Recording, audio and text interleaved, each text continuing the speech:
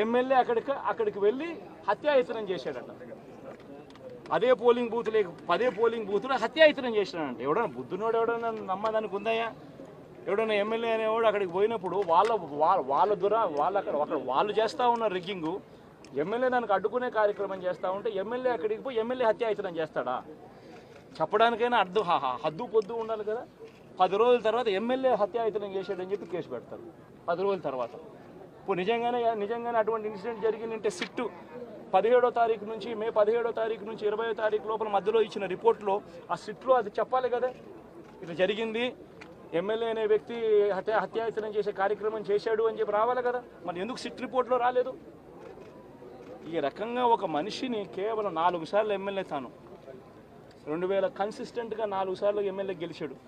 2009లో గెలిచాడు, 2011లో గెలిచాడు, 2014లో గెలిచాడు, 2019లో గెలిచాడు.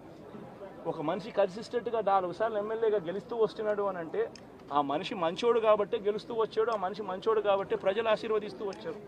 అటువంటి వ్యక్తిని తీసుకొని వచ్చి తప్పుడు కేసులలో ఈ మాదిరిగా బిగించడం ఎంత మటుకు ధర్మం?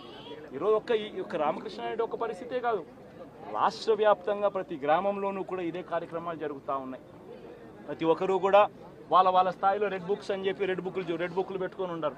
చంద్రబాబు నాయుడు స్థాయిలో చంద్రబాబు నాయుడు ఒక రెడ్ బుక్, లోకేష్ స్థాయిలో లోకేష్ ఒక రెడ్ బుక్, ఎమ్మెల్యే స్థాయిలో ఎమ్మెల్యే ఒక రెడ్ బుక్, మండల స్థాయిలో మండల నాయకుడు ఒక రెడ్ బుక్, గ్రామ స్థాయిలో గ్రామంలో ఇంకో రెడ్ బుక్, గ్రామ స్థాయిలో ఇంకో నాయకుడు గ్రామ స్థాయిలో ఇంకో రెడ్ బుక్లలో పెట్టుకొని ఏం చేస్తూ ఉన్నారు? అతి దారుణంగా అన్యాయంగా ఆస్తులు ధ్వంసం చేస్తూ ఉన్నారు. రాష్ట్రం మొత్తం దాన్ని చూస్తూ ఉంది, కానీ ఎవడు మాట్లాడడం లేరు. దొంగ కేసులు పెడతా ఉన్నారు, పోలీసులు ప్రేక్షక పాత్ర పోషిస్తూ ఉన్నారు. దొంగ కేసులు పెడతా ఉన్నారు, వాళ్ళే కొడతారు, మన ఇటువైపున కేసులు పెడతా ఉన్నారు. రాష్ట్రం మొత్తం ఇది చూస్తూ ఉంది. చీని చెట్లు నరికేస్తూ ఉన్నారు, ఆస్తులు ధ్వంసం చేస్తూ ఉన్నారు, కనిపిస్తూ ఉంది.